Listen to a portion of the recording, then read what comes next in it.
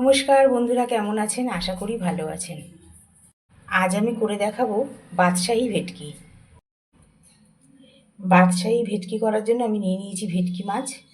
এগুলোকে লবণ আর হলুদ মাখিয়ে উষ্ণ গরম জলে ধুয়ে রেখেছি। এরপর আমি কিছু মশলা দিয়ে এগুলোকে ম্যারিনেট করব। হলুদ, আদা রসুন পেস্ট 1 চামচ, টক দই,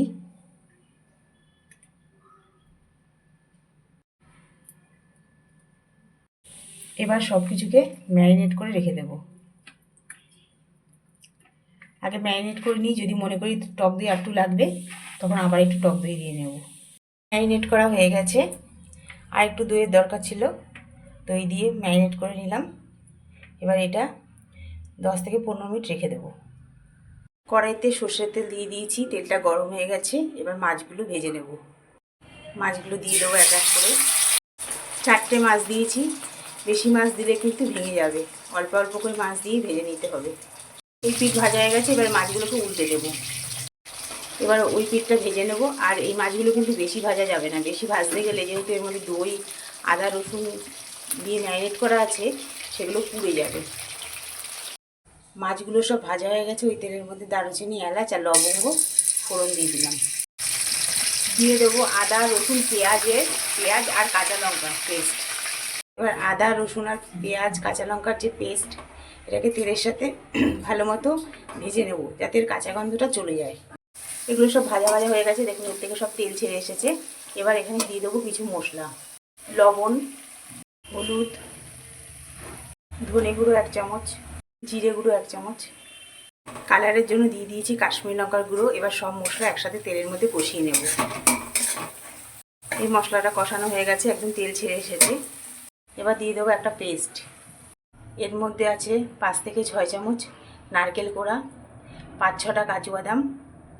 এর মধ্যে আছে 5-6 চামচ নারকেল কোড়া, 5-6টা কাজু বাদাম আর কিছু চালমগজ একসাথে পেস্ট করে নিয়েছি। এবার মশলার সাথে এটা কষিয়ে নেব। এবার দিয়ে দেবো টক দই, টক দইটাকে ফেটিয়ে রেখেছি। এবার একটু মশলার সাথে মিশিয়ে নেব।